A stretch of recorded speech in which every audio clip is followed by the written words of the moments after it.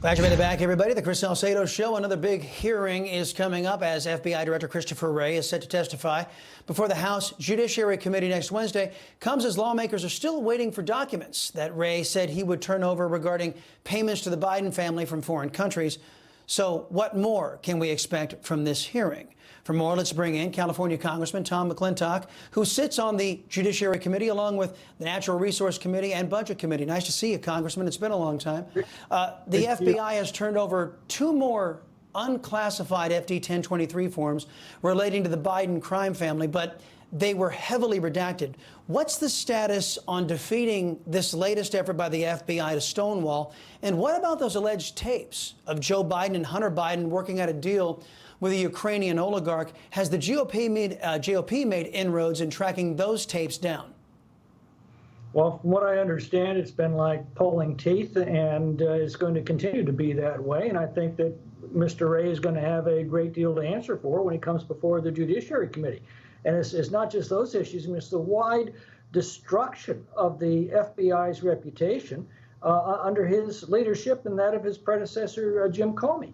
I'd like to get an explanation for the double standard that the FBI seems to be operating under, with one set of rules for Republicans and another for Democrats. I mean, just look at the difference between the way Hillary Clinton was treated handling classified documents and Donald Trump, or the collusion with the tech companies to censure any mention of the Hunter Biden laptop as Russian disinformation, when they knew it was authentic. Their lack of, I mean, you go down a long laundry list of deterioration of this agency under Chris Wray, and I think he's going to have to answer questions on that broad range of issues. Yes, and Congressman, you took me right where I wanted to go, because I think it's the reason why people of the left continue to unravel the Constitution, unravel our rights, and frankly walk all over Republicans is because they're allowed to. I wanted to talk to you about the House censure of left-wing Congressman Adam Schiff. Now, you were one of the 20 Republicans who voted against the original measure, and here's what you said about it. Watch. We must never punish speech in this House, only acts. The only way to separate truth from falsehoods or wisdom from folly is free and open debate. And we must never impose excessive fines that would effectively replace the constitutional two-thirds vote for expulsion with a simple majority. But this new version removes the fine, and it focuses instead on specific acts. Okay, now, Congressman, nobody was ever talking about expelling Congressman Schiff, just making him pay a price. If the Republican Party had stuck together, Schiff would have been fined. Well, just hold on one second. Let me get the question out, then I'll let you have your say.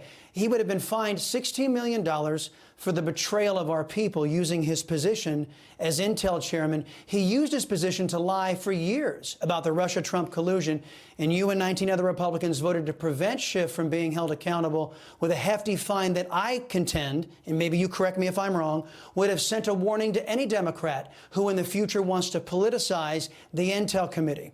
By stopping Schiff from suffering any consequences, didn't you and 19 other Republicans encourage Democrats to do more of the same?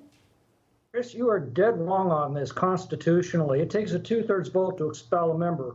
What this resolution would have done is to fine a member an exorbitant amount by majority vote, forcing him to leave the Congress. That's no different than expulsion. And remember, once that power has been unleashed and abused the way you suggest it should be, we're just one election from seeing that same power turned against Republican members when they're in the minority. We don't want to go down this road. This is a game of the left. We must not allow them to become our teachers. You spoke about shredding the Constitution. That's what that measure would have done. Well, Congressman, with all due respect, don't you think that's exactly what the Democrats have done to our people and to the Republican Party for the better part of the last 2 years and during the Obama administration as well? Yes, they shredded our Constitution. Why should we help them do that?